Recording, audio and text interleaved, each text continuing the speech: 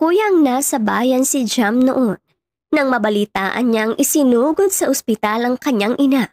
Kaya sa labis na pagmamadali, ay iniwan niya muna ang mga panindang kakanin sa kanyang suki at dali-dali nang nagtungo sa ospital kung saan isinugod ang ina. Pagdating, ay nakasalubong niya naman agad ang ina na naglalakad na habang pilit pa ring sinusundan ng nurse. "Ma?" Bungad niya. "Oh, eto na palang anak ko, nurse. Kaya sige na, tapusin mo na ang trabahong kailangan mong tapusin. Uuwi na kami." "Pero ma'am, hindi pa po talaga pwede. Kadarating mo lang at hindi pa stable ang kalagayan mo." "Mas hindi ako magiging stable sa maaari naming bayaran sa ospital. Pero kung talagang mapilit ka, sige, babalik ako sa ward. Basta, ikaw ang bahalang magbayad ng mga bayarin ko dito. Ano, kaya mo ba?" Hindi naman agad nakaimik ang babaeng nurse at yumuko lang. "Si, hindi mo rin kaya pabayaan mo ko. Anak, alalayan mo ko pababa at uuwi na tayo." Baling nito kay Jam. Humingi naman muna ng pasensya si Jam sa nurse, saka inalalayan ng ina pababa ng hagdan. Wala silang imik magmula sa biyahe at nagsalita lang nang makarating na sila sa kanilang munting tahanan. "Ma, pinakaba mo naman ako." "Pasensya na anak. Hindi ko rin naman kasi aakalain na aatakihin ako ng hika ko kanina eh." "Ano ba kasing nangyari? May ginawa ka na naman bang bawal?" "Wala naman anak." "Ma, kilala kita. Alam na alam ko kapag nagsisinungaling ka."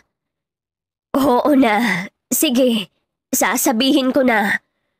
Tumanggap ako ng kaunting labahin kay Maring Dina. Sayang naman kasi at wala daw maglalaba." "Ano?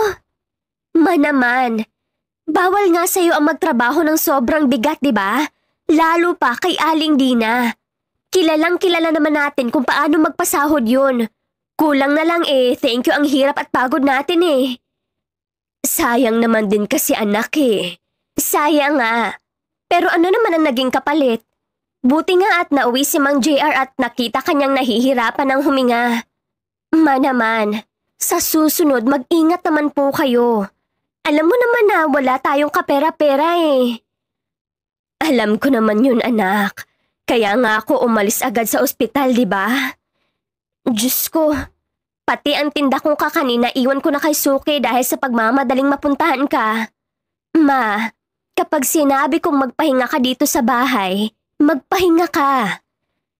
"Sorry na anak. Gusto ko lang naman kasing makatulong eh. Lalo na't may warning na tayo sa kuryente natin. Baka maputulan na talaga tayo sa mga susunod na araw." "Hayaan mong ako na ang mamroblema niyan, okay? Sa ngayon, naghahanap na din ako ng ibang pagkakakitaan. Gusto ko sanang mag-apply sa isang kumpanya para naman magamit ko ang pinag-aralan ko. Pero mukhang malabo." "Huwag mo nang ipilit ang sarili mo sa isang bagay na hindi pwede anak. Ayokong masaktan ka sa huli." "Alam ko naman po yun. Kaya nga unti-unti ko nang natatanggap na hanggang dito na lang ako eh. Sige po ma, magsasaing na po muna ako. Bukas ko na lang babalikan ang naiwan ko doon sa suki ko." Agaran na ngang nagtungo si Jam sa kusina para magsaing. Ngunit gano'n na lamang rumihistro ang lungkot sa kanyang mukha nang makitang wala ng laman ang bigas nila. Napahinga siya ng malalim at mapait na tinakpan ang lagayan. "Ma, wala na po pala tayong bigas. Pupunta na muna ako sa tindahan at bibili ako." "May pambili ka ba anak?"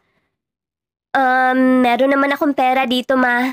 Kung kulang, ipapalista ko na lang po siguro kay Aling Dina." "Oh siya, sige.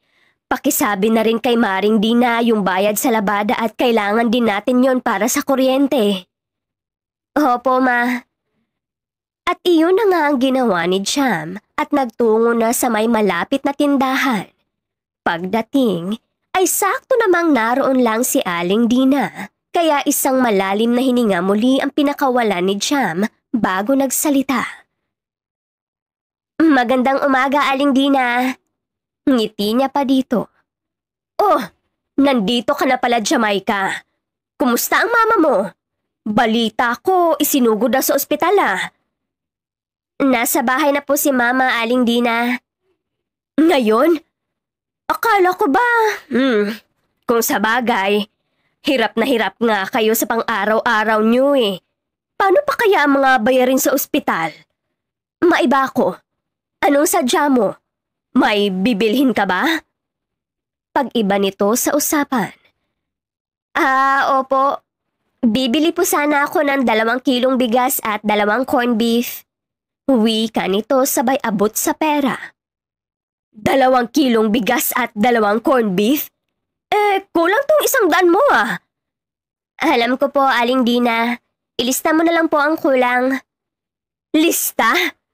Lista na naman? Abay, halos mapuno na ang notebook ko sa utang nyo Wala pa ba kayong planong magbayad? Hindi pa po kasi ako nakakahanap ng ibang pwedeng pag-extrahan, Aling Dina Pero wag po kayong mag-alala. Kapag nakahanap na po ako ng extra, babayaran ko po agad ng buo ang mga nautang namin sa inyo. Kailan pa yan, Jam? Kapag puti na ang uwak? Ayan kasi. Utang ng utang, walang maipambayad. Ang arte niyo din kasing mag-ina Pa-corn beef pa kayo, pwede naman kayo mag-ulam ng sardinas. Mas mura pa. Hay nako, Dina. Baka ayaw bumili ng sardinas dahil allergic sila. Balita ko, mayaman daw ang mag-inang to dati Hirit naman ng isang may katandaang babae na nooy nasa tindahan rin.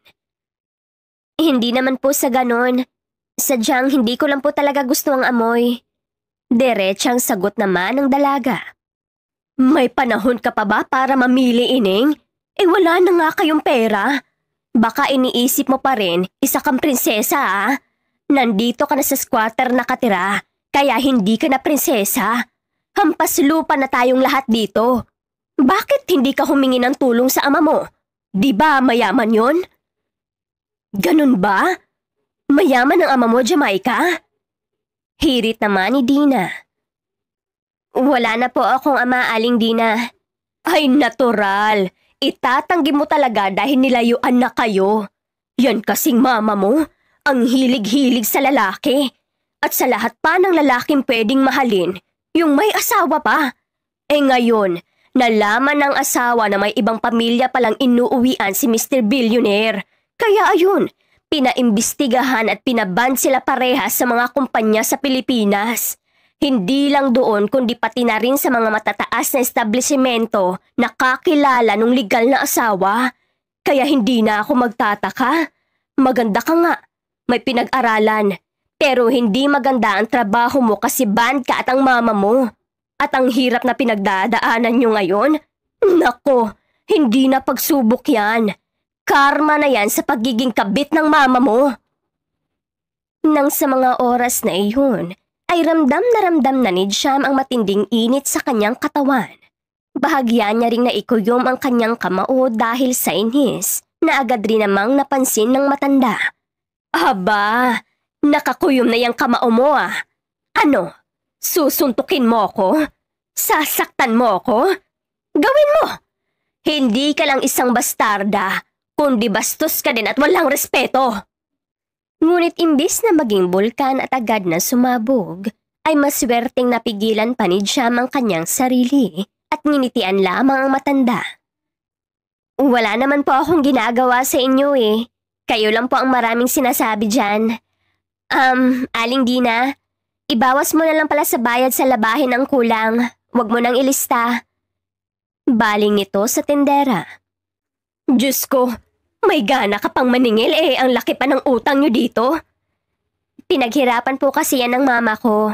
Tsaka tulad ng sabi ko, ako na po ang bahala sa utang namin dito sa tindahan mo. Hanggat buhay pa po kami, hindi po kami tatakas. Ngiti niya dito. Wala nang nagawa pa si Dina kundi ang ibigay sa dalaga ang mga hinihingi nito.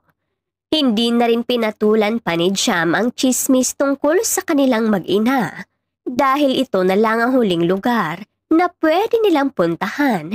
Kaya hanggat kaya niyang huminga na lamang at labanan ang galit ay gagawin niya. Pagdating ay nagsaing naman siya agad at naghanda ng ulam. Hindi na din niya sinabi sa ina ang tungkol sa nangyari kanina sa tindahan at baka panimulan lamang ito ng gulo. Nagdaan ng ilang araw at naputulan nga ng kuryente sina Jam. Ngunit kahit ganun pa man, wala silang balak na sumuko sa hamon ng buhay. Bagkus ay masinisipagan pa ng dalaga ang paglalako ng mga kakanhin hanggang sa may makita siyang isang karatula na naghahanap ng isang tagaluto sa karinderya. Dali-dali niya itong pinuntahan at kinausap agad ang may-ari ng karinderya. Nako, sorry iha ha, naunahan ka na. Kahapon pa may nakapasok, nakalimutan ko lang kuhanin ang karatula. Saad ng may-ari. Ganun po ba? Sayang naman po. Akala ko talaga available pa. Masarap po ako magluto, ma'am. Pwede naman siguro ang dalawang tagaluto mo, di ba? Para naman hindi mahirapan ng isa at may katulong siya. Naku, tiyak hindi papayag yun kasi kapag kinuha kita, paghahatian nyo lang ang iisang sahod. Ibig sabihin, mas maliit na ang pwede nyong kitain sa isang buwan. Tsaka bago pa lang naman itong karinderya ko, iha. Kung marunong nga lang sana akong magluto, di na sana ako nag-hire ng tagaluto eh. Pasensya na talaga ha. Okay lang po ma'am, naiintindihan ko naman po. Sige po, maghahanap na lang ako sa iba at baka maswertehan na ako. Iha, teka. Bakit po ma'am? Kaya mo bang maglabada? Ay, opo naman ma'am. Sanay na sanay po ako dyan. Pagsisinungaling pa niya, kahit ang totoo'y nagsusugat agad ang kamay niya kapag naglalaba. May kilala kasi ako na naghahanap ng labandera. Kaso matanda ang amo mo. Malaki magpasahod yun kaso ulyanin at sobrang maldita pa. Doon ako dati at ang isa kong pamangkin. Kaso umalis kami dahil sobrang sama ng ugali. May isang beses nga na nagpatawag ng pulis at pinapadakip kami ng wala sa oras dahil kinuha daw namin ang alahas niya. Yun pala, nailagay niya lang sa isang aparador. Ayos lang po yun ma'am. Kaya ko naman po siguro ang ugali niya. Nako, nasasabi mo pa yan ngayon dahil hindi mo pa kaharap ang matandang yun. Pero kapag nakita mo na siya, ewan ko na lang talaga sa'yo iha. Pero kung talagang kaya mo, sige, subukan mo lang. At ito pangako ko to sa'yo. Kapag nakatagal ka ng isang buwan doon, balikan mo ako dito at ililibre kita ng pagkain mula umaga hanggang hapunan. Pangako yan ma'am ha? Oo naman, kung magtagal ka Teka lang at isusulat ko ang address. Puntahan mo agad. Napangiti naman sa tuwa si Jam dahil sa wakas ay nakahanap na rin siya ng ibang pagkakakitaan. Matapos maibigay ng babae ang address ay nagtungo na din agad ang dalaga doon. Pagdating ay medyo nagulat pa siya dahil medyo luma na ang style ng bahay kung titingnan sa labas at hindi halatang mayaman ang nakatira. Hindi gaya ng pagkakasabi ng babae sa kanya kanina. Agad niyang pinindot ang medyo may kalawang ng doorbell at lumabas naman agad ang isang kasambahay. Nang masabi niya ang pakay niya, ay pinapasok naman siya agad nito. Bagay na mas lalo pa niyang ikinagulat dahil sobrang ganda ng loob ng bahay. Sobrang linis at sobrang organized ng mga gamit. At sa kabila ng kanyang pagmumuni-muni, ay bigla naman siyang bumalik sa wisyo nang magsalita na ang matandang amo. Who are you? Tumayo naman agad si Jamaica para batiin ang matanda. Pero hindi pa man siya nakakapagsalita, ay muli nang nagsalita ang donya. And who gave you the permission na maupo sa sofa ko with your... What's that thing again? Bilao lang po to ma'am. Naglalako po kasi ako ng mga kakanin. Pero wag po kayong mag-alala. Malinis po yan, lalong-lalo na po ako. Well, hindi tayo sure dyan. Tingnan mo nga ang itsura mo. Ilan na bang anak mo? Tila nabigla naman ang dalaga sa naging tanong ng matanda. Pero hindi niya pa rin winawala ang ngiti sa kanyang labi. Nako, wala pa po ma'am. Dalaga pa po ako. Never been touched. Never been kissed. Ganon? Mukha ka na kasing may 5 anak dahil dyan sa suot mo. Mahabang palda na parang takot masilipan. Lawlaw na damit at buhok na inipit at may natitira pang buhok na hindi nasali sa pag-ipit. Pawis na pawis ka din at haggard. Kung dili lang jud makagaba ang musukulog senior citizen na tubag na nakon intigwa nga.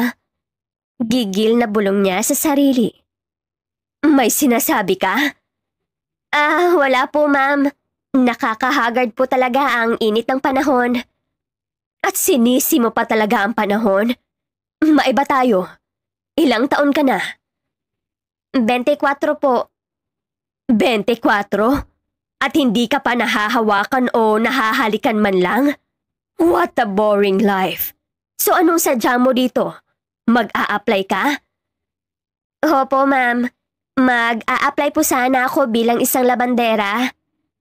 I see. Pero kaklaruhin ko muna sa'yo na ayaw ko sa mga labanderang hindi nakakatagal dito. In the history, over 20 na labandera na yata ang nakuha ko. Pero wala pang nagtagal ng 1 buwan. How about you? Kaya mo ba? Opo naman ma'am. Kayang-kaya po. Kung ganon, sige. You're hired. Pwede ka nang magsimula agad bukas. And please, bring your other clothes. Ipapalinis ko kay Manang ang magiging kwarto mo. 1 araw lang ang day off which is Saturday. Nasa sayo kung kukunin mo ng 15 ang sahod mo o sa katapusan na. Magkano po ba ang sahod ko, ma'am? 15,000 a month. Libre lahat pera sa pamasahe mo kada day off. Ang laki naman po niyan, ma'am. Gusto mong bawasan ko? Madali lang naman akong kausap. Ay, hindi po, ma'am. Ito naman hindi na mabiro. Hindi talaga ako nabibiro, kaya wag mong subukan. Makakaalis ka na. Salamat po ulit, ma'am. See you tomorrow po. Masayang usal ni Jam habang paalis na. Hindi na nga niya ipinagpatuloy ang paglalako ng mga kakanhin at agaran ng umuwi para ibalita sa ina ang nangyari. Kaya habang wala ako dito hanggang Biyernes, ay wag kayong magagalaw masyado ha. Bilin niya pa sa ina. Huwag mo na akong problemahin anak. Kaya ko naman ang sarili ko. Tanging ikaw lang ang inaalala ko eh. Bakit naman po, ma? Sure ka bang kaya mo dyan sa pinasok mong trabaho? Hindi ka sanay maglaba. Ma, masasanay din po ako. Tsaka tanggap ko na hindi na natin maibabalik ang dati nating buhay. Kaya wala naman tayong magagawa kundi ang mag-move forward. Basta kapag hindi mo kaya, umuwi ka kaagad dito ha? Oo naman ma. Sige po, mag-e-empake na muna ako para diretso alis na ako bukas. Iyon naman agad ang ginawa ng dalaga. Kinabukasan nga ay maaga siyang umalis at panay pa ang bili niya sa kanyang ina. Nang makarating naman sa mansyon ay sinimulan niya din agad ang kanyang trabaho. Inaamin niyang hindi madali ang ginagawa niya. Pero wala naman siyang ibang pagpipilian kundi ang kumayod ng kumayod. Oh, mag-aalas 2 na. Hindi ka pa rin tapos maglaba? Akala ko ba sanay ka sa paglalaba? Naku madam, sinisiguro ko lang po na wala na pong dumi ang mga damit nyo. Lalo na po ang mga puti kaya medyo mabagal talaga. Pero matatapos ko din po ito agad ngayong araw. Abay dapat lang. Tsaka unahin mo yung bed covers ha, at darating ang apo ko sa makalawa. Para sa kwarto niya yan. Opo madam, madali lang po to. Ngiti niya pa dito. Nang tumalikod na ang matanda, ay sakalang siya napabuga ng isang malalim na hininga. Bahagya niya ring natingnan ang kamay niya na may kaunti ng sugat. Kanina pa kasi siyang 8:00 ng umaga naglalabada at hanggang ngayon hindi pa tapos. Uy, Jam Iha, kumain ka na ba? Kumain ka na muna doon habang patulog pa si Madam. Sambit naman agad ng kasama niyang si Doray. Nako, mamaya na po Ate Doray. Tatapusin ko na muna po ang paglalaba para maisampay ko na. Mukhang mamaya ka pa matatapos niyan. Kumain ka na muna doon at anong oras na oh? Sige na, ako na muna dito. Po, sabi ko, ako na muna dito para makapagpahinga ka kahit konti. Nako, wag na po Ate Doray. Trabaho ko po to. Tapos na din naman ako sa mga trabaho ko kaya tutulungan na muna kita. Tayo lang dalawa dito kaya dapat lang na magtulungan tayo. Tsaka halata namang hindi ka sanay sa ginagawa mo eh. Kaya ako na muna. Kumain ka na dun. Salamat po Ate Doray ha. Sobrang hapdi na po kasi ng kamay ko eh. Kakain lang po ako saglit at papalitan ko din po agad kayo. Ngiti niya dito at kumain na. Hindi naging madali ang unang mga araw ni Jam sa mansyon. Kumpara sa iba, ay hindi ganun kahirap ang trabaho niya. Pero para sa kanya ay sobrang hirap na nito. Lalo na at lumaki siya sa marangyang buhay at hindi siya sanay sa ganitong mga gawain. Hanggang sa dumating na nga ang araw ng pagdating ng nag-iisang apo ng Donya. Si Doray ay abalang naghahanda ng mga pagkain habang si Jam naman ay naglilinis na rin dahil hindi pa naman ganun kadami ang labahin. Naghihintay lamang silang tatlo sa loob nang marinig nila ang kotseng pumasok sa bakuran. Kitang-kita pa ni Jam ang matamis na ngiti ng Donya at hindi maitatago sa mukha nito ang sobrang kagalakan. Oh my!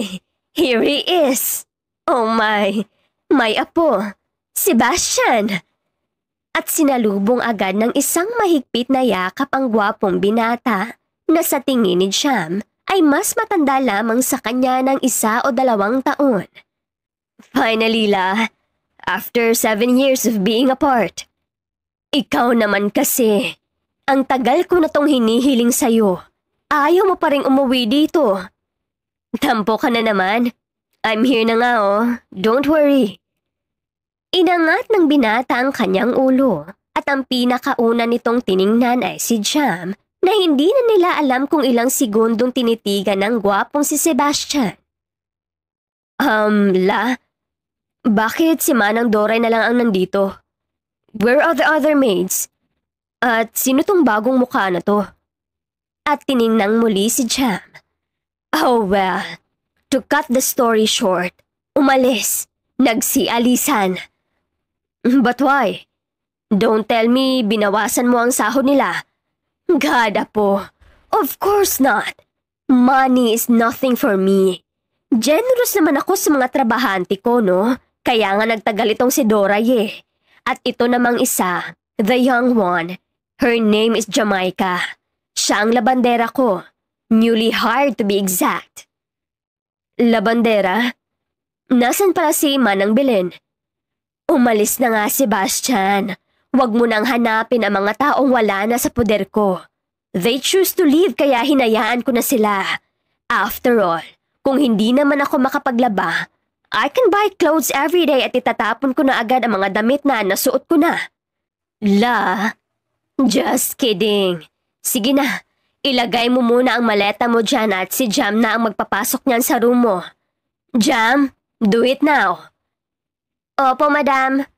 Sagot naman ng dalaga at dali-dali nang kinuha ang maleta ng binata. Kita naman ni Sebastian na medyo nahihirapan ang dalaga sa pagdala ng maleta paakyat sa taas, kaya sinundan niya agad ito. Ako na, let me help you. Medyo mabigat kasi ito eh. Usal niya dito. Hindi na po sir, ako na po dito. Hindi mo naman kaya eh. Sige na. Sebastian, what are you doing? Hayaan mo na si Jam dyan. Sigaw naman ng Donya. La, this thing is too heavy. She's just a girl. Hindi niya kayang dalhin to paakyat. Sige na, susunod na ako sa kitchen. Fine, sumunod ka kaagad. at tumalikod na. Wala nang nang nagawa pa si Jam kundi dalhin na lamang ang ibang gamit ng binata na medyo magaan at kaya niyang iakyat sa taas. Pagpasok sa silid ay doon na nagsalitang muli si Sebastian. Kumusta naman ang experience mo dito? I mean sa pagdadala ng lola ko. Maayos naman po sir. May mga pagkakataon na masungit po si madam pero alam ko naman pong mabait siya eh. Yeah, she's really mabait kahit masungit. Tsaka maarte din yan sa mga gamit niya dito sa mansyon. Kaya kanina, hindi na rin ako nagtaka kung bakit si Manang Doray na lang ang natira sa 10 maids na kinuha ko for her bago ako magpunta ng ibang bansa. Salaysay nito. Kaya naman pala sir. Tila napansin naman agad ni Sebastian ang mga preskong sugat sa kamay ni Jam kaya doon na nangunot ang kanyang noo. Anong nangyari sa kamay mo? Tanong niya, dahilan upang itago ng dalaga ang kanyang kamay. Oh, come on. Huwag mo nang itago at nakita ko na. What happened? Hindi naman po big deal sir eh. Dahil lang to sa paglalaba ko. What? So kinakamay mo ang mga labahin dito? Opo sir. Nasira na ba ang washing machine? May washing machine po kayo? Of course. Ay nako, si Lola talaga oh. Sebastian! Sebastian! Ano't ang bagal ninyo? Lalamig na ang mga pagkain! Pagtawag naman ng Donya. And speaking of, tawa nito. Tara na lang po sa baba sir at baka magalit na si madam. Nope. Just wait a second at lalagyan ko na muna ng cream ang sugat mo. Wag na po sir. Hindi pwede. Hindi mo dapat to ini-ignore lalo't medyo namamaga ang daliri mo. Hold on for a while. Hinanap na muna ni Sebastian ang cream at band-aid sa kanyang bag at tuluyan ng ginamot ang sugat ng dalaga. Hindi malaman ni Jam pero pasikreto siyang napapangiti dahil sa ipinakita ng kanyang amo. Bukod doon, hindi niya rin maitatanggi na kahit saang anggulo ay sobrang gwapo nito. Hold on. Huwag mo munang basain yan, okay? Mauna ka na sa baba at susunod ako. Salamat, sir. Tanging nasabi niya. Nauna na nga siyang bumaba at nagtungo sa kusina. Maya-maya lang ay bumaba na rin si Sebastian at doon pa lang sila nagsimulang kumain. Pinasabay na rin ang binata si Doray at Jam na hindi na sana dapat kasali sa rules sa mismong mansyon. Pinasabay mo pa talaga. Kakain naman din ang mga yan later after we're done. Irap ng matanda. Si Lola talaga. Mas masayang kumain kapag maraming tao sa hapagkainan. Tsaka matagal na si Manang Doray sa atin kaya why not?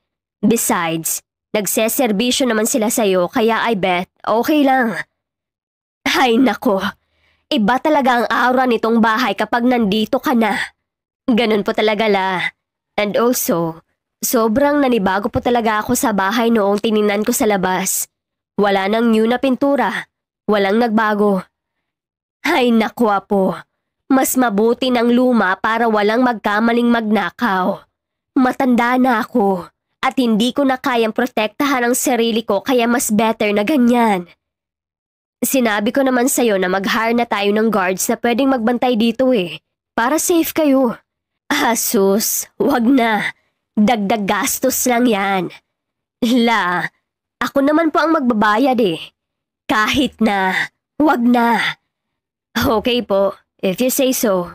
And La, about pala sa washing machine natin. Nasira na po ba? Hindi naman. Nasa bodega lang nakatambak. Gumagana pa naman. Yes. Why did you ask that all of a sudden? Kasi I saw Jam's hands. Ang dami niya kasing sugat sa kamay niya kaya natanong ko siya. Hindi mo pala pinapagamit ang washing machine sa labandera la? Agad namang tiningnan ng Donya ang kamay ni Jam at doon na tumaas ang kilay nang makitang may band-aid nang nakalagay dito. Hindi. But why? I bought that para magamit dito sa bahay. La naman. Apo, masyado nang aksaya sa kuryente ang paggamit nun. Isa pa, bago ko siya hinire, I asked her kung sanay ba siya. She said yes. So anong mali sa ginawa ko? Ang malila ay ang hindi nyo paglabas sa machine at hayaan mong labahan ni Jam ang makakapal na covers gamit lang ang mga kamay niya. La, ako naman po ang nagbabayad eh. Kaya please, wag na po kayong magreklamo. Oh well, kadarating mo lang pero mukhang may nagsumbong na agad. Hindi po siya nagsumbong sa akin, La. Ako po ang nakakita. Fine. Panalo ka na naman. Sige na. Ipapalabas ko na lang ang machine para magamit ni Jamaica. Happy now? Yes, La. Thank you. Love you. Paglalambing pa ni Sebastian sa matanda. Pagkatapos nilang kumain, ay sinamahan naman muna ni Jam si Doray sa kusina para magligpit ng mga pinggan. In fairness, iha ha, 10 points ka kaagad kanina. Paunang tukso ni Doray sa dalaga. Po? Yung tungkol sa pagkumbinsi ni Sir Sebastian kay Madam. Nako, tanging si Sir lang talaga ang may kayang gawin yun. Wala nang iba. Naaawa lang po siguro si Sir sa akin, Ate Doray. Kasi naman itong si Madam, napakakuripot. Except lang sa sahod Parang lahat sa kanya big deal eh. I'm sure, bukod sa ayaw niyang ipagamit ang washing machine, ay dahil aksaya daw sa kuryente. Sinadya niya din siguro yun para hindi siya malugi sa 15K na pagpapasahod sa'yo. Talaga po? Oo, ganyan na ganyan ang mindset ng mga mayayaman. Tumango naman si Jam at magsasalita pa sana, pero hindi na natuloy nang makitang palapit na si Sebastian sa kanilang gawi.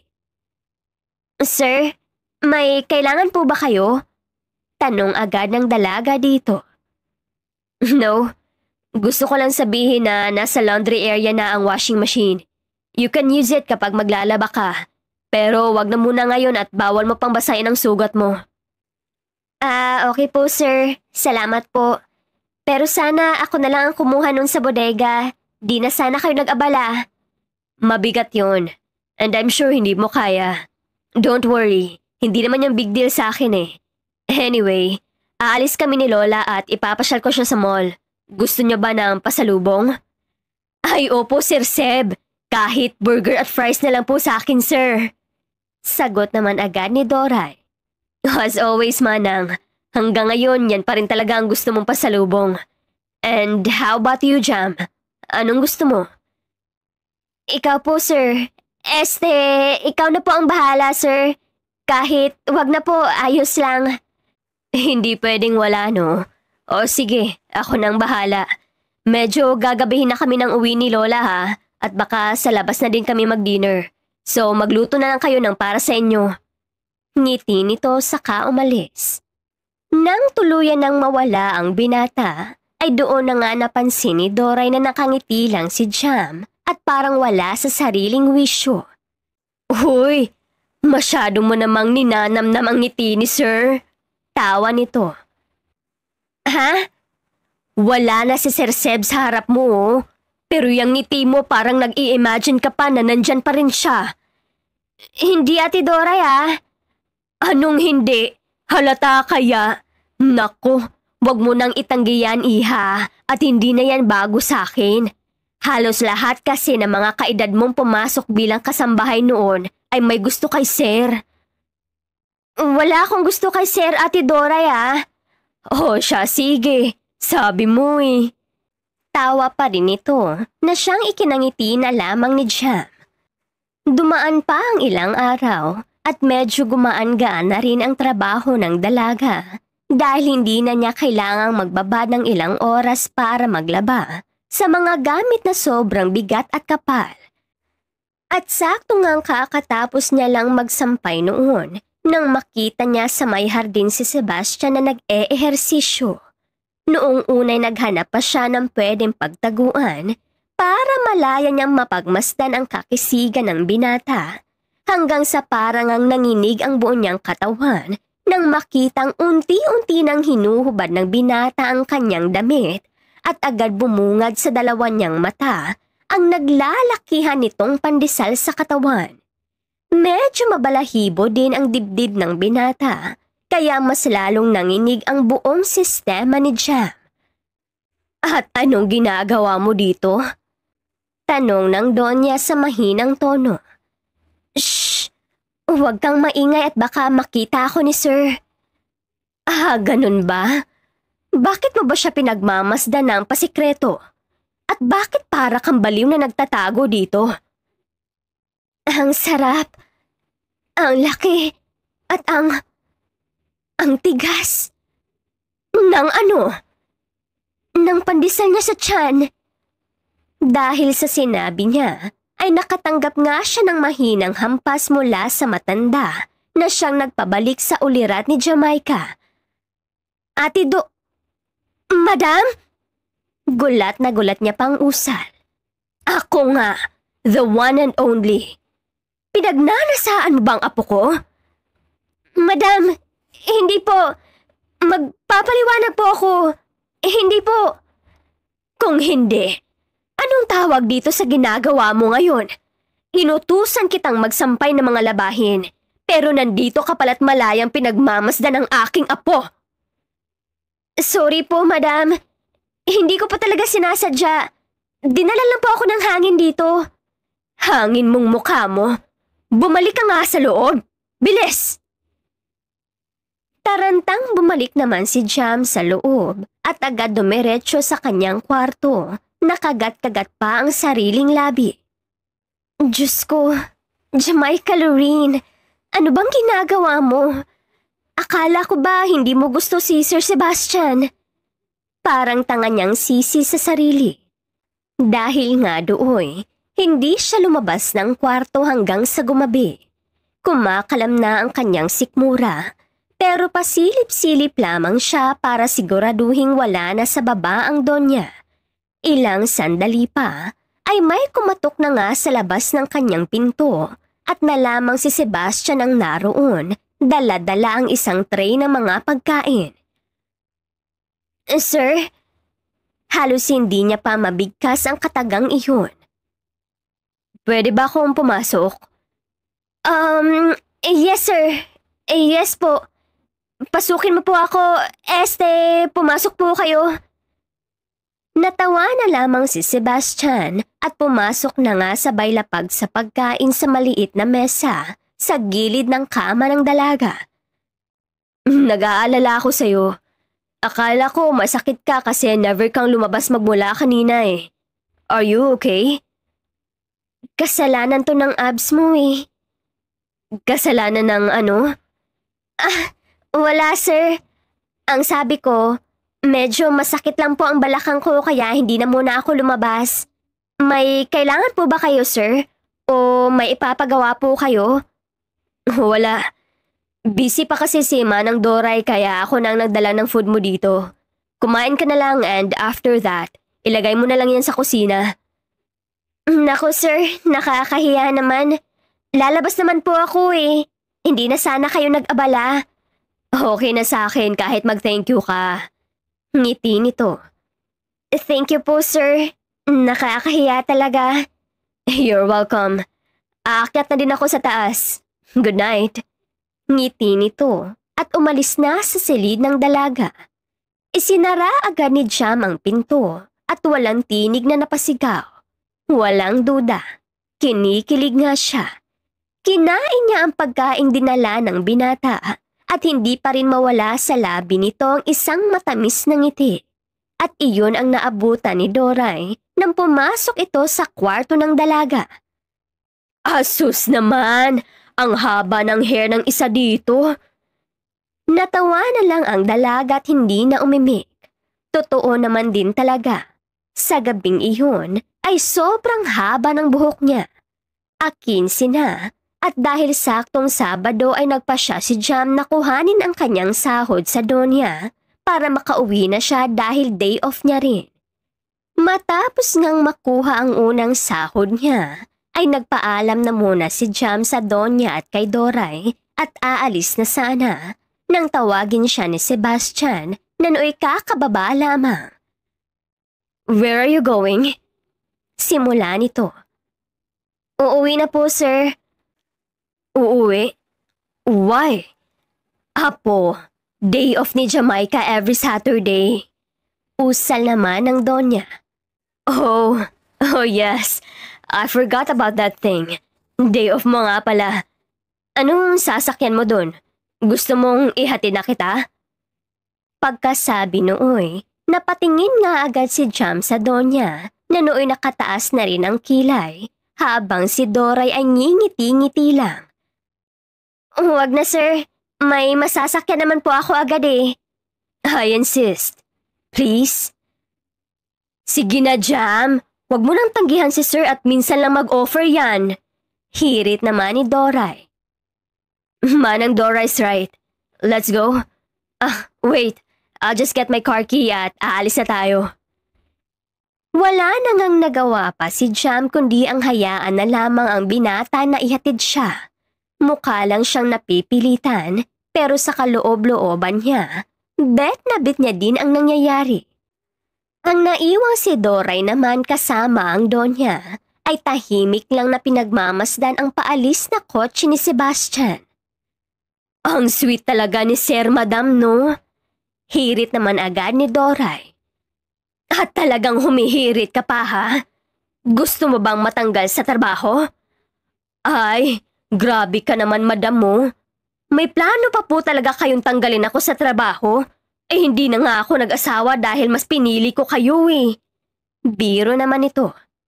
"At ako pa talaga ang sinisi mo ha? Ang sabihin mo, walang nagkamali kaya hindi ka nakasakay sa train. Ay nako, itigil mo na ang pag-ship sa dalawa." "Bakit? Kung gusto nga ni Sir Seb si Jam, papagitna po ba kayo madam?" "You know what, Doray? Wala akong pake kung sino ang pakakasalan ng apo ko. Basta hindi lang one for all for one na babae.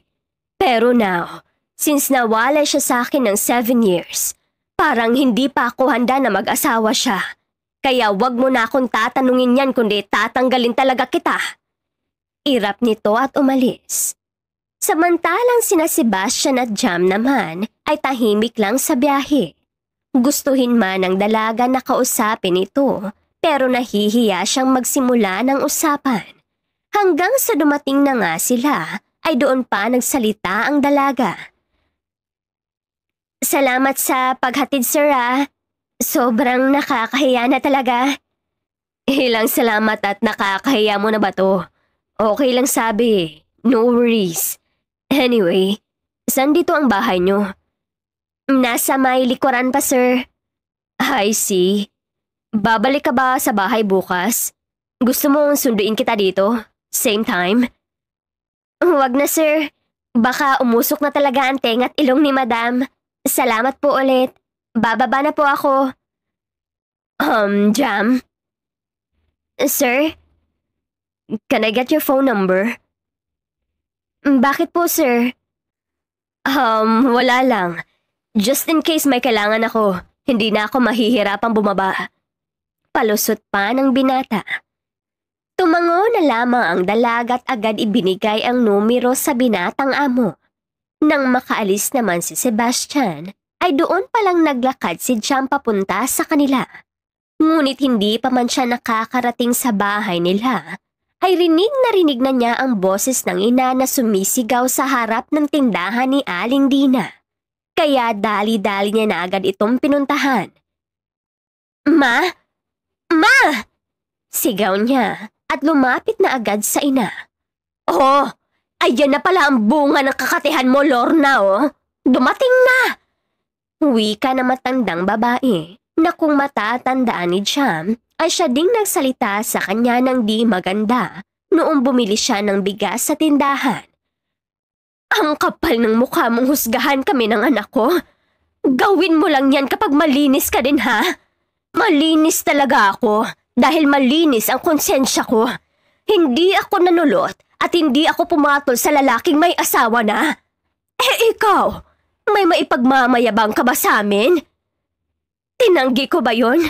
Simula pagdating namin dito, Sobrang init na ng dugo mo sa amin, lalong-lalo na sa akin. Ano bang kasalanan ko sa'yo, ha? Wala ka ng ibang ginawa kundi ang ipagchismis ang buhay ko. Kachismis-chismis ka naman talaga. Ma, tama na po. Huwag yun ang patulan. Pagsaway pa ni Jam sa ina.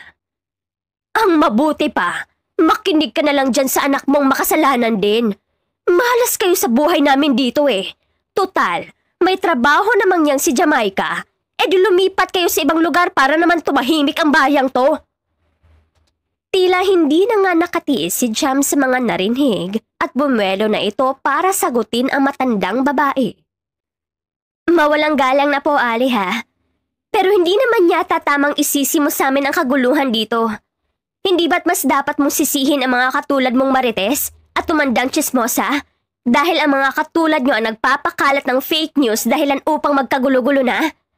Isa ka pa? Manang-mana ka talaga sa nanay mong Makate. Kung sa bagay, saan ka ba naman magmamana kundi sa puno talaga? Kung kasing sama lang ako ng iniisip mo, baka nasampal na kita dyan. Kaso pasensya na po ha, pinalaki akong matino ng nanay ko. At opo, wag po kayong mag-alala dahil ngayon na ngayon din, aalis kami. Di mabuti, tahimik na kami dito. Ay, hindi po tayo sure dyan, Ale. Try mo ding umalis at baka makuha na nga nila ang katahimikang gusto din ng mga tao dito. Nga pala, Aling Dina, pakisum up ng utang namin at babayaran ko na bago kami umalis. Baling nito sa tendera. Matapos bayaran ng buo ang utang, ay dumiretso na sila agad sa bahay. Naitanong naman agad ni Jam sa ina ang tunay na nangyari at kwento naman din iyon ng ginang. Pero anak, hayaan mo na. Itago mo na lang muna yung natitirang pera mo. Hindi naman natin kailangang umalis dito eh. Ma, kailangan nating umalis dito. Kung ako nga, para na akong aatakihin sa inis kanina eh. Paano ka pa kaya na halos araw-araw pinariringgan? Paano ba to anak? Magsisimula na naman tayo sa uno. Hayaan mo na. Basta sure akong tahimik na ang paligid mo. Tsaka wag mo na lang dibdibin ang sinasabi niya kanina. Hindi kanya kilala at hindi niya alam ang totoong kwento. Wala nang ibang naiisip si Jam na mga sandaling iyon kundi ang ilayo ang ina sa mga kapitbahay. Umalis naman sila agad at naghanap ng ibang bahay na matutuluyan. Kinabukasan naman, pagkatapos mag-agahan ni Sebastian, ay dali-dali na rin siyang tumayo at bumeso sa Donya. Wait po. You seem to be in a hurry. May pupuntahan ka ba? Yes la. Actually, susundin ko po sana si Jam. What?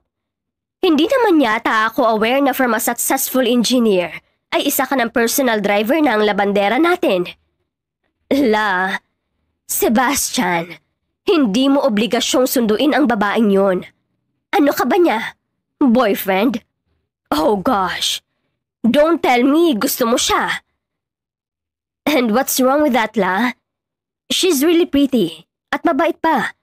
Kagusto-gusto naman talaga si Jam. Oh no. So gusto mo talaga siya? La, wala po akong sinasabi. Ang sabi ko lang, ano namang masama kung magkagusto ako kay Jam? Hindi ko sinabing ano namang masama kung may gusto ako kay Jam. Oh gosh, kayong mga kabataan talaga? Ang rurupok ninyo. Love you too, La. I have to go. Babalik rin po ako agad together with Jam. At umalis na. Ay nako, madam. Ang pag-ibig nga naman, hahamakin ang lahat masunod ka lamang.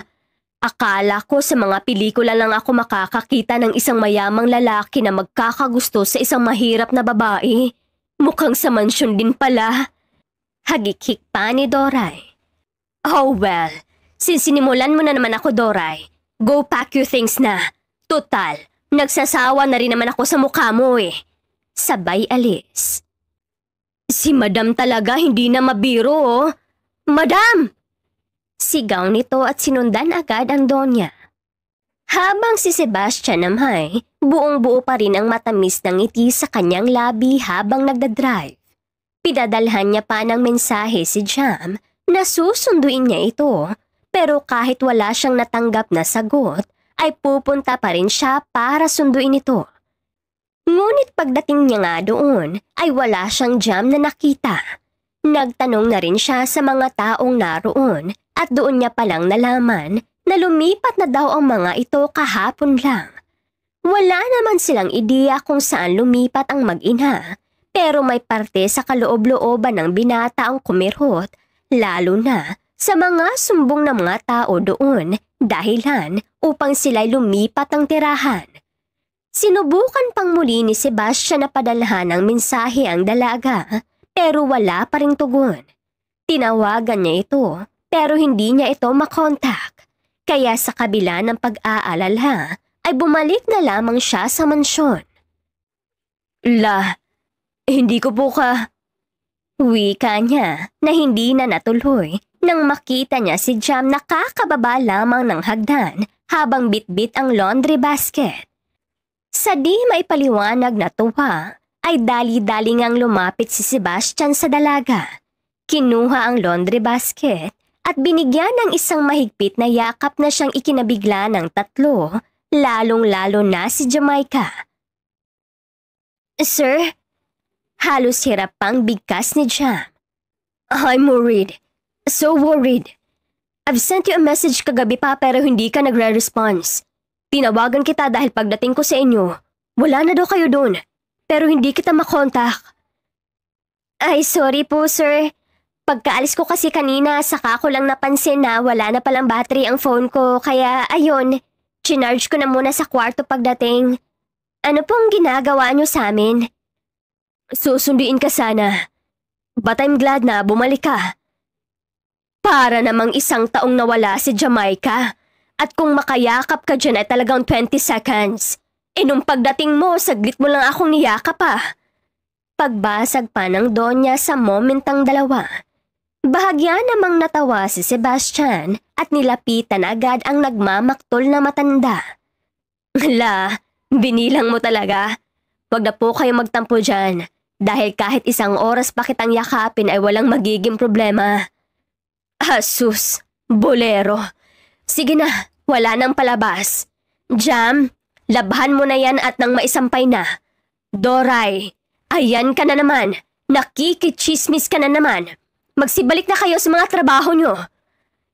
At iyon na nga ang ginawa nila at nagkanya-kanya na. Kinagabihan naman, nasa kani-kanilang kama na pareha si Doray at Jam at handa na sanang matulog nang biglang tumunog ang cellphone ng dalaga. Hi, sorry for messaging you at this hour. Are you still up? Nasa labas pa kasi ako at nagpapaantok. Pwede ka ba? Basa niya sa mensaheng galing kay Sebastian. Kinilig siya. Kahit simpleng tanong lamang iyon. Naupo naman siya agad, naglagay ng kaunting lipstick sa labi at nagsuklay bago bumaba. Oy! At saan ka naman pupunta? Gabi na! Bungad agad ni Doray sa kanya na nasa ibabang kama lang. Sa labas lang saglit, Ate Doray. Mukhang nakalimutan ko yatang ilagay sa labas ang basura eh. Ay, wala nang basurero ng 11:00 ng gabi, iha. Tatanggi ka pa dyan eh, alam ko namang kay Sir ka pupunta. Sige na, push na. Kindat pa nito sa dalaga na ikinangiti lamang niya. Lumabas na nga agad si Jam at nagtungo sa may hardin. Kinawayan at nginitian pa siya ni Sebastian kaya ngumiti na rin siya. Mabuti naman at gising ka pa. Akala ko tulog ka na eh. Hindi ka kasi tumugon sa message ko. Hindi ka talaga pala reply, no? Hindi naman sa ganun, sir. Wala lang po talaga akong load. Really, ha? That's somewhat funny. But at least, alam ko na kung bakit hindi ka nagre-reply. Tawa pa nito. Have a seat. Hindi ka rin ba makatulog? Muli niya pang sabi. Patulog na sana, sir, eh, kaso nag-text ka. Oh, I'm sorry. Sige lang, matulog ka na lang muna doon. Hindi, sir. Okay lang. Sabi mo, gusto mo ba ng wine? Yes, pero konti lang. Agad namang sinalina ng wine ni Sebastian ang baso ni Jam at doon na nag-umpisa ang kanilang pag-uusap. Tungkol pala kanina, sa biglaan kong pagyakap sa'yo. I'm sorry. Hindi ko sinasadyang biglain ka. It's just that I'm so glad na bumalik ka dito. Bakit ka nagpapaliwanag? Wala lang. Baka lang you need an explanation to that. At least naipaliwanag ko ng maayos ang sarili ko. Bakit nga pala kayo lumipat? May mga narinig kasi akong sumbong kanina na pinaalis daw kayo. O pinag-iinitan kaya na pagdesisyonan mong lumipat na agad kasama ang mami mo? Isang malalim na hininga naman muna ang pinakawala ng dalaga bago nagsimulang ikwento sa binata ang dahilan kung bakit niya napagpasyahang umalis na agad sa lugar na iyon. I see. Kaya pala. Don't mind me asking ha. Nasaan pala ang father mo? Is he dead? Hindi pa. Pero parang tinuturing na rin namin siyang patay. Ha? I don't understand. Maniniwala ka ba sa akin kung sasabihin kong lumaki ako sa marangya at magandang buhay? Buhay na akala ko totoong masaya pero hindi pala. Nagsimula nang maging emosyonal si Jam ng mga sandaling iyon kaya walang ibang nagawa si Sebastian kundi ang makinig dito. Growing up, akala ko I had the best family. Pinagyayabang ko pa sa lahat na ganito si Dad, ganyan si Dad. Pero nang umabot ako ng high school at tinanong ako ni Dad kung saan ko daw balak mag-aral, noong sinabi ko ang paaralang gusto ko, ayaw niya. Marami siyang rason. Yun pala, ayaw niya dahil dalawa kaming sir na sa school na yun. Doon din pala nag-aaral ang anak niya, ang legal niyang anak. At oo, tama ang iniisip mo ngayon. Naging kabit ni Dad si Mama nang wala siyang kaalam-alam. Sa buong buhay namin wala kaming alam na pangalawang pamilya lang kami. Kaya pala hindi mapakasalan ni Dad si Mama. At nang nalaman yun ng wife niya, tinanggal niya sa trabaho si Mama. Band ako sa lahat ng kumpanya. Ang scholarship ko for college, nawala. At dahil doon, napabayaan ko ang pag-aaral ko sa high school. Sirang-sira na ako kaya hindi ako nakagraduate on time. Pero alam mo ba kung ano ang pinakamasakit? Na kahit makita na ako ni Dad ngayon, hindi niya na ako matawag na anak. Para sa isang iglap, para na akong hindi nag-i-exist sa buhay niya. Sobrang sakit at sobrang hirap. Mahabang salaysay ng dalaga. But look at you now. Tumatayo ka pa rin on your own. Such a brave woman. Brave kasi wala na akong choice. Si Mama parang pasuko na Kapag aatakihin siya ng hika, wala akong magawa. Wala kaming pera pampa-ospital. Kahit siguro lumapit ako kay Dad at lumuhod asking for help, I bet tatalikuran niya lang ako. Kaya heto ako, kumakayod. Lumalaban pa rin. Ganyan naman talaga, di ba? Hindi pwedeng mag-give up ka na lang. Sabi nga nila, may bahaghari pa rin pagkatapos ng bagyo. Just wait for your moment. You know what? Hindi nga ako nagkamali na nagustuhan kita. Ha? Nasabi ko na. Hindi naman din kasi ako ng tipo ng lalaki na nagiging torpe pagdating sa feelings ko. Kaya dahil nasabi ko na, uulitin ko ulit. Gusto kita, Jamaica Lorene Serna. Gustong gusto kita. Parang naging tuod sa kinauupuan ng dalaga at hindi na nakapagsalita. Hindi na nga din niya namalayan na unti-unti nang nilalapit ni Sebastian ang mukha niya sa mukha ng dalaga at agad dinampian ng halik ang malambot nitong labi. I love you, Jam. Sa mahina at romantiko nitong usal. Tila tuluyan namang nagpadala ang dalaga sa agos ng karupukan at kusa na itong pumikit. Nangangahulugan lamang na gusto niya rin ang paggawad ng halik ng binata sa kanya. Hanggang sa mas lalong ang nag-init ang halikang iyon at tila atat nang ipasok ni Sebastian ang dila sa loob ng bibig ng dalaga. Nang matapos, ay isa-isa na ngang nilakbay ng binatang iba't ibang parte sa katawan ni Jam Bagay na siyang napaungol dito. Shh! At baka marinig tayo sa loob. Kagatin mo na lang ang arm ko if gusto mong umungol, okay? Tumango naman si Jam, saka pa ipinagpatuloy ni Sebastian ang ginagawa. Hanggang sa hindi na nga mapigilan pa ni Seb ang gigil niya sa dalaga at pinangko niya na ito papasok at umakyat sa kwarto. Pagpasok ay agad hinubad ni Seb ang kanyang mga suot, saka pa niya hinubad ang lahat ng damit ni Jam. Aware ka naman siguro sa gagawin natin, right? Yes. Are you willing to do it, Jam? Kasi kung hindi naman kita Hindi na nga natuloy pa ni Sebastian ang ibig na sabihin nang si Jam na mismo ang humalik at umangkin sa labi nito.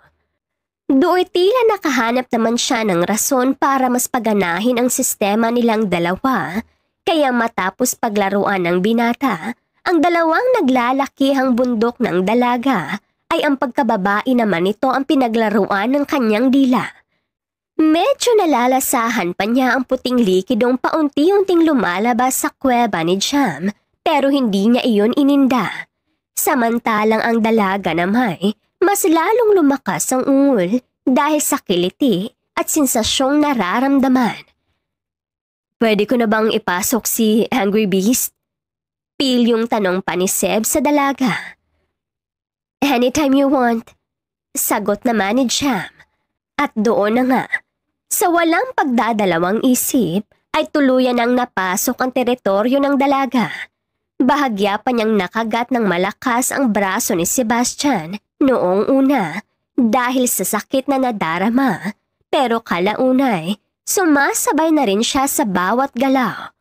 Hanggang sa siya naman itong pumaibabaw sa binata at dinaig pa ang babaeng nakapasa sa pagkuha ng driver's license dahil sa galing nitong mag-drive sa ibabaw ng binata. Matagal-tagal din bago sila natapos sa eksenang iyon at kapapagod ang kanilang mga katawan na nahiga sa kama ni Sebastian. Nang maalimpungatan naman si Jam ng madaling araw, ay dali-dali na rin siyang nagbihis at bumaba papunta sa silid nila ni Doray para hindi siya nito mahalata na hindi doon natulog. Nang mag-umaga na, ay saktong wala na si Doray sa ibabang kama, kaya dali-dali na rin siyang naligo at nag-ayos bago nagtungo sa kusina. Hindi pa nagigising ang Donya, lalo na din si Sebastian, kaya sila lamang ni Doray ang nandoon. Anong oras ka bang bumalik sa kwarto kagabi, Iha? At hindi na kita naabutan. Hinintay pa naman kita at makikitsika lang sana ako. Kaso nakatulog na ako at hindi ko na namalayan ang pagpasok mo. Ay, salamat naman. Anong salamat? Wala. Sige na. Ikwento mo na sa akin ang nangyari kagabi. Nagtapat na ba si Sir sa'yo? Ano pa ang... Hindi na rin natuloy pa ni Doray ang sasabihin nang mapansin nito ang 4 na pulang hugis bilog sa may bandang lieg ni Jam. Nang magets niya kung ano iyon, ay doon na niya natutop ang sariling bibig at agad hinila ang dalaga papasok sa kanilang kwarto. Ate Doray, bakit? Diyos mio, Marimar, kang bata ka, oh. Magtapat ka nga sa akin. May nangyari ba sa inyo ni Sir kagabi? Teka, paano ko alam? Oh, ayan oh, malaking salamin. Tingnan mong mabuti ang liig mo. Hindi kagat ng lamok yan ha? Parang kagat binata eh. Tsaka ang amoy engineer. Oh my, ang dami. Ang dami nga. Grabe naman si Sir makasipsip sa liig mo parang wala nang next time. Kayong mga bata talaga. Tama si Madam, ang rurupok ninyo. Ngayon, maghanap ka ng ibang isusuot para matakpan yan. O di kaya, ilugay mo na lang ang buhok mo para hindi halata. Mauuna na ako sa kusina ulit at maghahanda pa ako ng pagkain. Huling wika nito sabay alis. Nasapo naman ni Jam ang kanyang ulo. Wala na rin siyang nagawa ng mga sandaling iyon, kundi ilugay ang mahaba at bagsak niyang buhok, saka muling lumabas. Maya-maya pa, ay nagising na nga ang Donya at at agad nitong tinawag ang dalaga. Oh, himala at nakalugay ka ngayon. Pumunta ka sa kwarto ko at kuhanin mo ang mga labahin doon. Utos nito sa kanya. Opo, madam. Kinuha naman agad ni Jam ang mga labahin nito at saktong paglabas niya ay ang paglabas naman ni Sebastian na halatang kakagising lang. Good morning. Ngiti pa ng binata sa kanya at agad lumapit. I'm sad. Lumipat ka ba kagabi? Dagdag pa nito. Oo, wala akong choice. Kailangan kong lumipat at baka magtaka si Ate Doray. Umiiwas nga ako pero nabuking pa rin. What do you mean nabuking? Eto, sabay hawi sa buhok para makita ni Sebastian ang ginawa nito sa leeg niya. Oh, tawa nito. Tatawa-tawa ka pa dyan. Ilang days pa kaya ako maglulugay nito? Nakakainis. Hayaan mo na. Mas gumaganda ka naman kapag nakalugay Kindat pa nito. Ewan ko sa'yo. Bumaba ka na nga doon at gising na si Madam. Oh, speaking of, sasabihin ko na ba kay Lola na tayo na? Hoy, excuse me. Hindi pa ako nag-I love you to sa'yo, no? So, hindi pa tayo. Ganon? Kahit may nangyari na? Ganon talaga. Bahala ka. Irap nito na ikinatawa lamang ng binata. Magmula nga nooy, mas naging malalim na ang pagsasama ng dalawa. Kapag naman day off ni Jam, ay hinahatid na siya ni Sebastian. Doon na rin ito nakilala ng personal ang ina ng dalaga. Hindi naman naging hadlang ang ginang sa panliligaw ng binata sa kanyang anak dahil ramdam niyang mabait ito.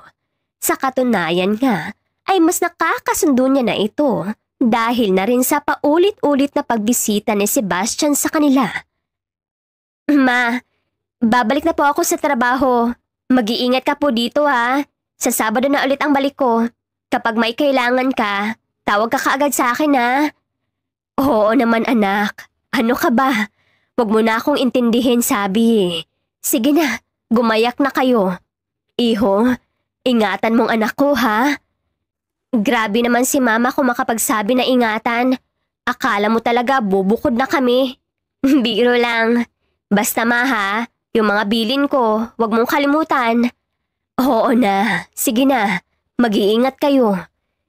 Niyakap namang muli ni Jam ang ina, saka umalis na kasama si Sebastian. Ngunit habang nasa biyahe nga, ay gano'n na lamang ang gulat ng dalaga nang biglang hininto ng binata ang sasakyan. May problema ba, Seb? Oh, ikaw. Ako? Bakit kasi ang ganda-ganda mo na? Ayan tuloy, biglang nagalit si Beast. Tila nakuha naman agad ni Jam ang ibig sabihin nito, kaya natawa na lamang siya at mahina itong nasapak. Sebastian, will you stop? Ayan ka na naman Hanggang sa sasakyan ba naman hindi mo papalampasin? Sa laundry area, ganun din. Mabuti hindi nagpunta dun si Ate Doray o si Madam. Sa garden at pool area din. Pati ba naman dito? Natatawa ang usal ng dalaga. Okay po, mahal na Reyna. Mamaya na lang ulit sa room ko. Kindat nito na ikinatawa lamang ni Jam. Pagdating ay magkahawak pa ang kamay ng dalawa na agad ring napabitaw nang makitang nasa may veranda nga ang Donya. La, good morning po ulit. Panimulang bati pa ni Sebastian sa Donya. Ngunit hindi ito tumugon, bagkus ay tinitigan lamang nito ang nakayokong si Jamaica. La, para saan naman po ang titig na yan? You're making her feel uneasy. She deserved it for stealing you.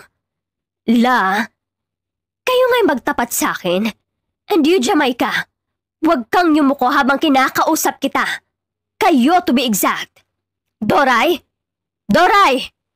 Pagtawag niya naman kay Doray. Bakit po, madam? Ipagtimpla mo ako ng tea para ma-spill na nila ang tea between the real score. Humagikik naman si Doray at tumango lamang. So may pa-holding hands pa talaga kayo, ha? Ano na ang real score between the two of you? La? Oh, come on, Sebastian. Pati ba naman ako na lola mo pinaglilihiman mo pa? Real score nyo lang naman ang tinatanong ko. Okay, nililigawan ko na po si Jamla. Ligaw lang? Hindi ka pa sinasagot? Hindi pa pula eh. And what's your reason, Jamaica? Nasa apo ko na ang lahat. Patatagalin mo pa ba? Let's give her a little time muna. Anong time? Alam mo ba na sa 24 years niyang nabubuhay dito sa mundo, never been touched at never been kissed pa daw yan? What a boring life! Hindi naman mapigilan ni Jam ang hindi matawa, lalong-lalo na si Seb, kaya doon na nagsimulang magtaka ang Donya. Teka! Oh my gosh! I don't need tea anymore. I need a strong coffee. Goodness! Sabay alis. Sa muli, ay nagtawanan lamang ang dalawa. Doon na rin hinawakang muli ni Sebastian ang kamay ni Jam at hinalikan ito sa noo. I love you, Jam. I love you too, Seb. Nag-love you too ka na. Meaning, tayo na? Tumangot ngumiti naman si Jamaica bilang tugon, kaya niyakap din siya agad ni Sebastian ng sobrang higpit. Lingid sa kanilang kaalaman na nakamasid lang pala ang Donya at si Doray sa kanila sa loob. Eto madam, tissue at mukhang naiiyak ka na. And where did you get this one? Sa kitchen ba? Nagbukas ka na naman ng bago? Ay hindi po madam. Saan mo nakuha to? Sa toilet po. What? Ikaw? Papalayasin na talaga kita dito, Doray. Sige ka, madam. Ikaw din. Kapag magpakasal si Sir, ikaw na lang mag-isa dito. Wala ka ng kasama. Tila nakaramdam naman ng kirot sa kanyang dibdib ang matanda at emosyonal na tiningnan ang dalawa na magkayakap pa rin. Simula din nooy, tinanggal na ng Donya si Jam bilang isang labandera. Naiintindihan naman ng dalaga ang rason nito na ayaw na nitong utus-utusan pa ang nobya ng nag-iisa niyang apo. Bukod pa doon, may binigay din ang Donya na kaunting halaga para sa panimulang negosyo sa ina ni Jam dahil naikwento na rin ni Sebastian dito ang kwento nilang mag-ina. Noong una'y ayaw pa sanang tanggapin ni Jam ang alok nito, pero dahil mapilit nga ito ay wala na rin silang nagawa. Taos-pusong nagpapasalamat ang dalaga sa Donya, kay Doray at lalong-lalo na sa nobyo niyang si Sebastian. Nakapagpatayo sila ng maliit na cake and sweet shop dahil na rin parehas mahilig mag-bake ang mag-ina. At dahil na rin sa tulong ni Sebastian ay dumami ang kanilang customers at lumago ang kanilang munting business na di nagtagal ay may 2 na ang branches sa 2 magkalayong bayan. Minsan na ring nagkita si Jam at ang kanyang ama noong opening ng branch ng cake and sweet shop, pero tanging ngiti lamang ang ginawad niya dito. Ayaw niya nang ipilit ang sarili sa taong ayaw sa kanya. Ang importante sa kanya ngayon ay ang mga taong tanggap ang kwento ng kanyang buhay at ang nag-iisang lalaking minahal siya nang walang pag-aalinlangan. Masyado nang busy ang mahal ko sa shops niya. Plan mo bang bumisita sa isang branch mo sa kabilang bayan? Sweet na bungad ng nobyong si Sebastian nang dalawin siya nito sa kanilang bahay. Oo, sana. Pero sinabi ni Mama na wag na daw at magagaling naman daw ang workers ko doon. Sabi pa niya, sa sobrang busy ko, parang nawawala na ako ng oras sa'yo. A bit. Magtatampo na nga sana ako pero naiintindihan ko namang busy ka. Heto na nga babawi na nga ako sa mahal kong Sebastian. Kaya pack your things now at magbabakasyon tayo. Bakasyon? Wow, that's nice ha. Actually, yun din sana ang plan ko if hindi ka na busy. Pero since naunahan mo na ako, libre mo? Biro nito. Sure, basta ba ang plane ticket lang ang sasagutin ko ha? Bahala ka na sa iba. Ang daya naman itong mag-aya Kulang-kulang ang libre. Biro lang love. Siyempre, ikaw ang reyna ng buhay ko, kaya sagot ko na. Basta ba masaya ka ay masaya na din ako. Paano ba yan? Sa'yo ako sasaya eh. Sus, gusto mo lang yata makatikim na naman ng hanggang round 10 eh. Uy, ang kapal mo ah. Baka ikaw may gusto dyan. Nagtawanan lamang ang dalawa at natigil ng si Eileen ng halik ni Sebastian ang labi ng nobya. Nagkabakasyon silang dalawa at doon mismo sinagawa ni Sebastian ang planong romantic proposal para kay Jam. Bahagya pang nagulat ang dalaga dahil hindi niya alam na bago sila makapunta sa resort na iyon ay nauna na ang ina niya, pati na ang Donya at si Doray. Ang totoo'y planado na pala iyon ng apat dahil hiningi talaga ni Sebastian ang tulong ng tatlo para maging successful ang proposal. Nag-oo naman agad si Jam at lumipas lang ang 2 buwan ay ikinasal na agad sila at naging ganap ng mag-asawa. Ngayon nga'y dinadala na ni Jamaica ang kanilang first baby na isinunod nila sa pangalan ng Donya na Isabella Marie. Excited na ako maging ganap na daddy at mahawakan si Isabella, love.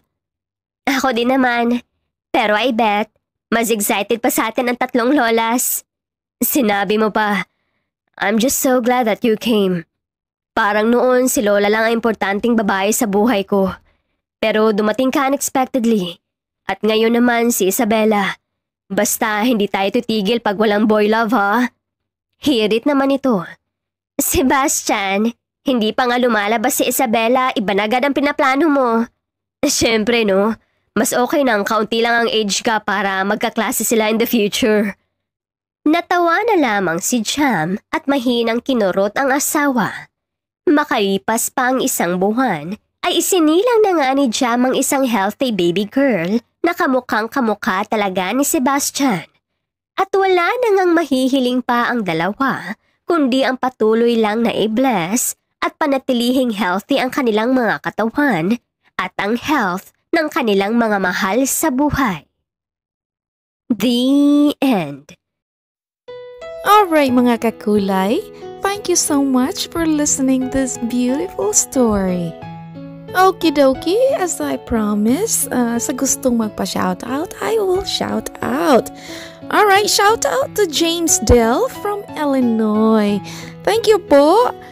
Shout out to Josephine Iglesia from Rome. Oh my. Hello po, kumusta po kayo dyan sa Rome? Shout out to Mila Gonzalez from Baliwag City of Bulacan. Hello po, kumusta ka po kayo dyan? Shout out to Norma Paralism from Las Vegas. Oh, hello po, kumusta? Also, shout out to Aday Opone or Oponi from Banilad, Cebu City. Hello po. Shout out to Mavenos Pumarada from Greece. Hello po, kumusta po kayo dyan? Shout out to Jean the Best from UK. Hello po, maraming salamat po. Shout out to Anna Kanyati from Kuwait. Hello po, kumusta? Shout out to Tess Gomez or Mommy Gomez from Antipolo. Hello po, kumusta po kayo dyan? And last but not the least, shout out to Elsie Baga from Davao de Oro, New Bataan. Hello po, kumusta po kayo dyan? Alright. Oh, may humabol. Shout out to Zenaida Libot from Imos, Cavite. Hello po. And shout out to JV Sardan from Caloocan City. Hello po, kumusta po kayo dyan sa Caloocan City? Alright. This is Ethel McMenamin saying, bawat buhay ay may kulay. Thank you and take care. Daghan kayong salamat. See you sa next story.